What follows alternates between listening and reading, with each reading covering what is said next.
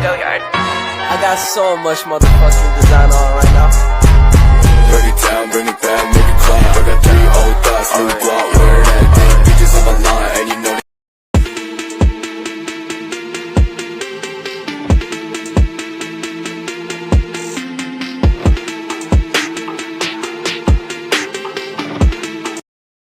Sore Aul. Sore Ita.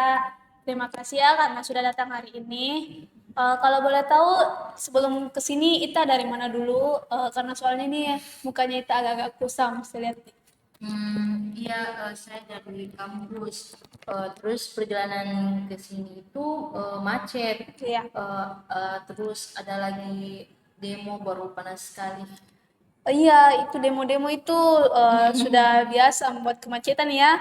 Pantasan mukanya Ita ini agak-agak kusam saya lihat. Bagaimana kabar Ita hari ini? Ya, alhamdulillah baik. Kalau Aul bagaimana? Alhamdulillah baik juga. Oke. Sekarang Anda ingin berbicara tentang masalah kesulitan Anda saat belajar. Nah, tapi sebelum itu saya akan menjelaskan bahwa proses konseling ini bersifat rahasia, jadi tenang saja ya. Dan sesuai kesepakatan kita kemarin, juga waktu yang diperlukan itu kurang lebih 15 sampai 20 menit. Kita mulai saja. Bisakah Anda memberikan saya gambaran lebih lanjut tentang apa yang Anda rasakan dan mengapa merasa ini menjadi masalah Anda? Sepertinya saya merasa kesulitan untuk benar-benar fokus saat belajar.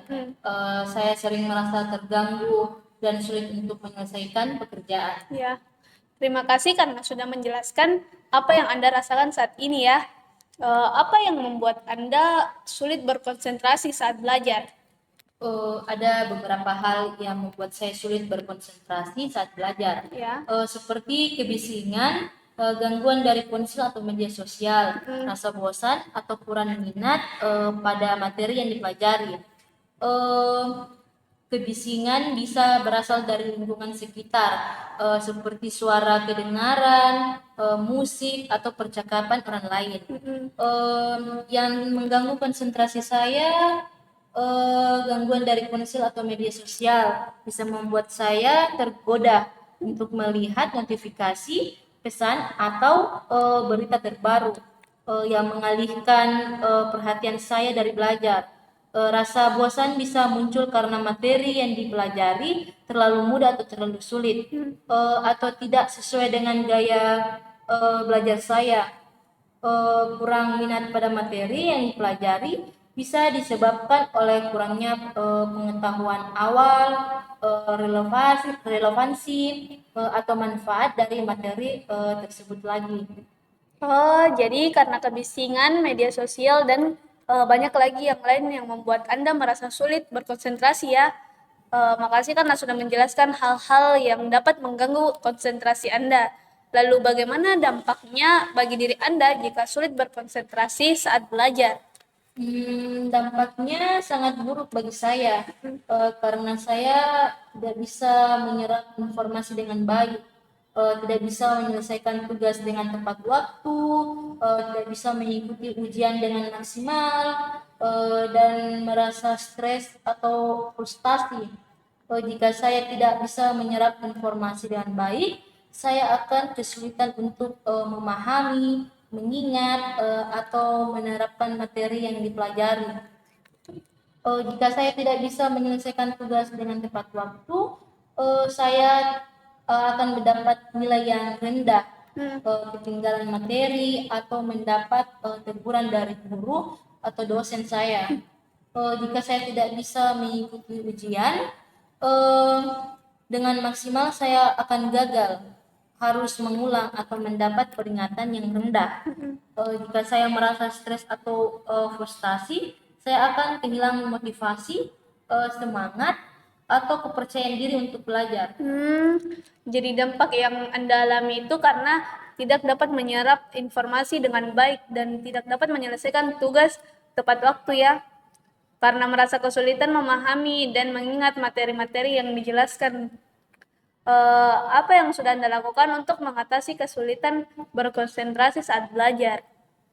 Saya sudah mencoba beberapa cara, seperti memilih tempat yang tenang dan nyaman untuk belajar, mematikan ponsel atau media sosial saat belajar, membuat jadwal belajar yang teratur, atau menggunakan metode belajar yang sesuai dengan gaya belajar saya. Memilih tempat yang tenang dan nyaman untuk belajar bisa membantu saya untuk mengurangi kebisingan atau gangguan di luar yang bisa mengganggu konsentrasi saya. Mematikan ponsel atau media sosial saat saya belajar bisa bisa membantu saya untuk menghindari godaan untuk melihat atau mengakses hal-hal yang tidak penting atau tidak berhubungan dengan belajar. Ya, itu cara yang bagus ya. Apakah cara-cara tersebut sudah efektif untuk meningkatkan konsentrasi Anda saat belajar?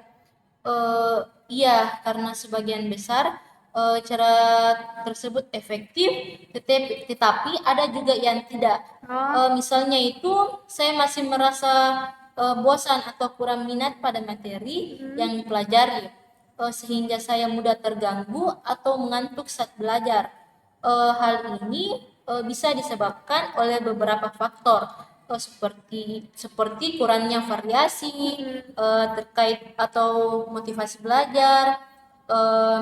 Keterkaitan bisa berarti menghubungkan materi yang dipelajari dengan kehidupan nyata atau tujuan saya, yang bisa membuat belajar lebih bermakna dan berguna. Motivasi bisa berarti memiliki alasan, tujuan atau harapan yang kuat untuk belajar, yang bisa membuat belajar lebih bersemangat dan berdedikasi. Lalu, apa yang bisa Anda lakukan untuk mengatasi rasa bosan atau kurang minat pada materi yang Anda pelajari?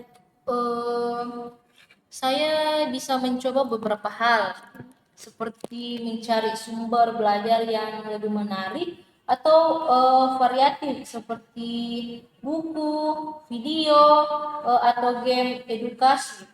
Menghubungkan materi yang dipelajari dengan kehidupan nyata atau tujuan saya, atau belajar bersama teman atau kelompok belajar yang bisa memberi motivasi atau dukungan. Menghubungkan materi yang dipelajari dengan kehidupan nyata atau tujuan saya bisa membantu saya untuk melihat manfaat, relevansi atau aplikasi dari materi tersebut bagi saya. Belajar bersama teman atau kelompok belajar bisa membantu saya untuk berbagi, berdiskusi atau berkolaborasi dengan orang lain yang memiliki minat, tujuan, sehingga saya bisa belajar dengan lebih menyenangkan dan produktif. Baik, jadi bagaimana Anda merasa setelah membahas masalah Anda dengan saya? Saya merasa lebih lega dan optimis karena saya menyadari bahwa saya bisa mengatasi kesulitan berkonsentrasi saat belajar dengan cara-cara yang sesuai dengan kebutuhan dan kondisi saya. Ya. Saya juga merasa lebih termotivasi untuk belajar dengan lebih baik dan mencapai tujuan saya. Saya berterima kasih kepada Aul yang telah mendengarkan dan membantu saya untuk menemukan solusi dan masalah saya. Saya berharap Aul juga bisa belajar dengan konsentrasi dan sukses. Amin. Senang sekali mendengar bahwa Anda merasa lebih lega dan optimis setelah sesi konseling ini dijalankan. Anda memiliki kesadaran yang kuat tentang cara mengatasi kesulitan berkonsentrasi dan telah menemukan solusi yang sesuai dengan kebutuhan yang kita mau. Semangat terus dalam belajar ya. Dan motivasi yang tinggi akan membawa Anda menuju pencapaian tujuan yang ingin dicapai.